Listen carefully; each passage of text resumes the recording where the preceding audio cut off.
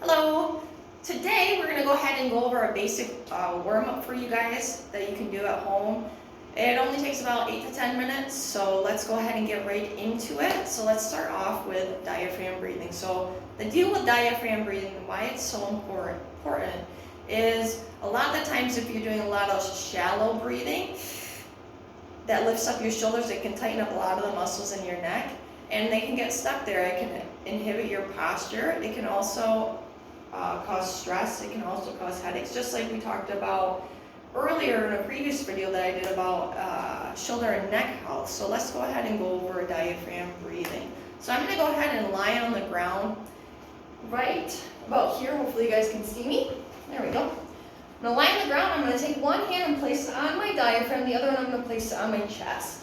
So coming down. And I want to think about when I do my breathing, I want to really focus on the expansion of my diaphragm. I want to think about expanding it about 360 degrees, and I want you to picture this because it will really help you properly breathe. We still want to do breathing through the chest, but we don't want our shoulders to lift up towards our ears when we breathe. There's going to be a slight raise, but we don't want it to all be in the chest. We want it to be more diaphragm. Let's say it's going to be about 70-30.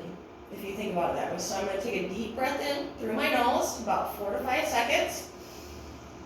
And while I'm doing that, I'm thinking about expanding my diaphragm just like a balloon. So I'm trying to nice and slowly breathe into my diaphragm and expanding it out. And then when I breathe out,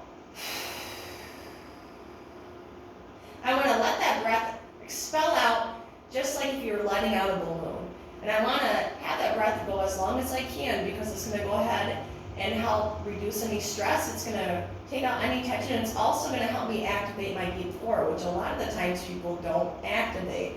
And it's very important if we don't have that deep core coming on, we want to activate it because it can cause a lot of lower back issues. It can cause a lot of stability issues throughout the day. And even a lot of the times those muscles like to turn off a lot when we sit all day. So this is really important to every once in a while just get some deep diaphragm breathing in to make sure that you're properly engaging those muscles around your spine, and that's called deep core. So let's go ahead and take a deep breath in. One hand's on my diaphragm, one hand's on my chest. Deep breath in through the nose, out through the mouth for 5.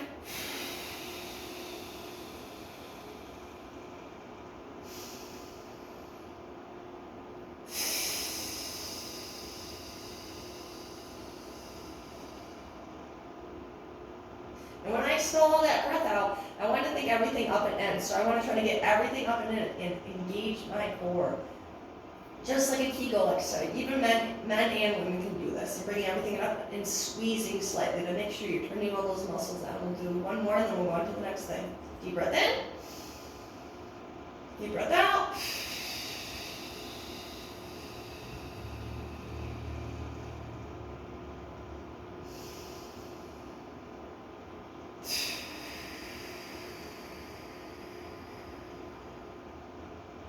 So that's essentially diaphragm breathing right there. You can do about 1 to 2 sets of 10. With this one, if you want to breathe longer, if you think it feels really good, just relax and breathe and just sit in that moment, that's fine too. We're just going to focus on really engaging that diaphragm. So our next movement that we're going to do, we're going to go ahead and get to some thoracic spine work. So when I start on getting my body warmed, I always get the core warmed up first because that's where our heat comes from the most. And then I want to also get my thoracic spine ready because that's going to also help us with loosening our hips up and just getting everything moving properly. So the cat camel loosens up our hips. It helps with that hip hinging, and also helps us with that the extension and the retraction of our thoracic spine or our chest as well. So we're going to go ahead and do one set at a time. So I'm going to get on my hands and knees. Make sure my wrists are underneath my shoulders and my knees are underneath my hips, just like so. So I want to be nice and stacked. I want to take my hands and kind of crank them into the ground. So here, I'm cranking them in. Let's see, right there. So here, my hands, I am kind of turning them in. So I'm kind of turning them slightly so my elbows face on the inside, in the middle, just like so. So I'm coming here, just like so. Nice and stacked. I'm going to take a deep Breath in through the nose. I'm gonna extend through the spine, bring my hips in, tucking my chin to floss my sciatic nerve, and then breathing out, bringing everything down, keeping my arms nice and straight. Again. Tuck, tuck, tuck, extend through the spine, and then we breathe out. Again.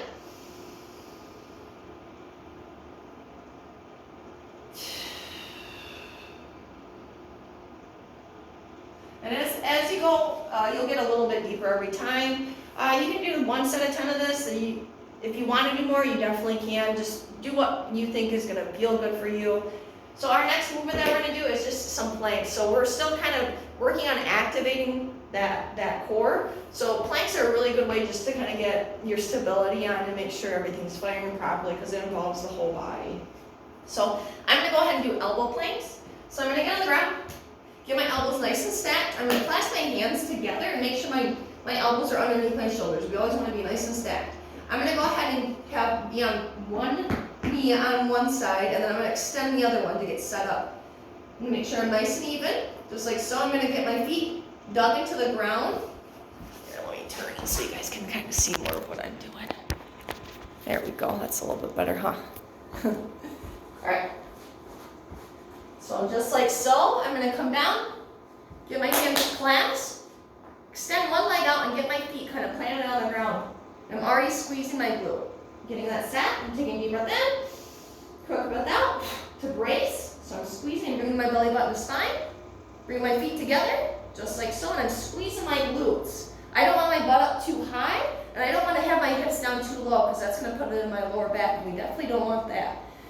And all I'm going to do is hold, and I'm going to actively drive my hands together and drive my elbows in towards the center. So I'm keeping that constant, bracing that tension, keeping my belly button to spine. If it gets too hard, you can also bend your knees a little bit. It'll reduce some of the tension, so it won't be as challenging.